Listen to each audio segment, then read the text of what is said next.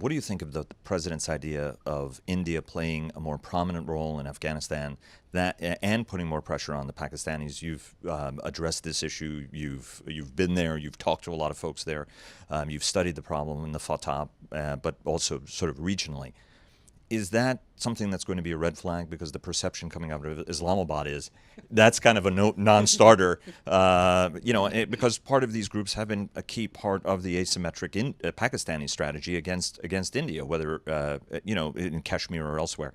Talk to us a little bit about that regional dynamic and the kind of deft diplomatic work that will have to go into it if you're going to address it. Well, the Pakistanis are in a cleft stick of their own cutting. They have made themselves. That's great, but it's absolutely true. They have made themselves so hated in Afghanistan that the only way that they can really influence what goes on in Afghanistan is by having the Taliban or some other militant proxy. If they lose that, they will lose whatever influence they can expect to have in Afghanistan, and that is entirely their fault. But that's why they will not give up the Taliban. Not as long as it is a viable military force. And so I have long believed, and I continue to assess, that the Pakistanis will not make the strategic calculation to give up the Taliban and their other proxies in Afghanistan until those proxies have been effectively defeated in Afghanistan and marginalized, whereupon the Pakistanis may, faute de mieux, make the calculation that they have to do something differently. But they will not have good options.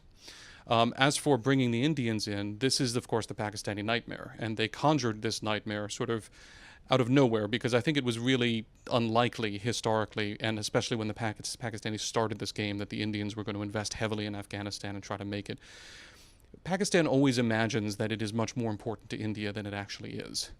And the Pakistanis can't fathom the notion that the Indians would not do everything they possibly could to destroy Afghanistan, when in fact most of the time the Indians aren't thinking about Pakistan at all.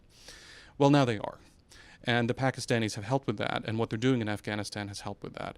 And so it could quite well happen that whether we invite them or not, the Indians could become more involved in Afghanistan, which of course would drive, I'm not going to say Islamabad, because Islamabad is actually not relevant here. It will drive Rawalpindi crazy. And then, what will they do about it? All of that having been said, I don't think it's a really great idea to try to stoke this regional war between two nuclear powers. And I think that it would probably, it's as a bogey to scare the Pakistanis.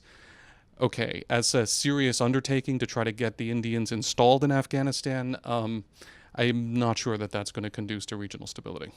That was hilarious until you consider the implications, and then suddenly it's not funny at all.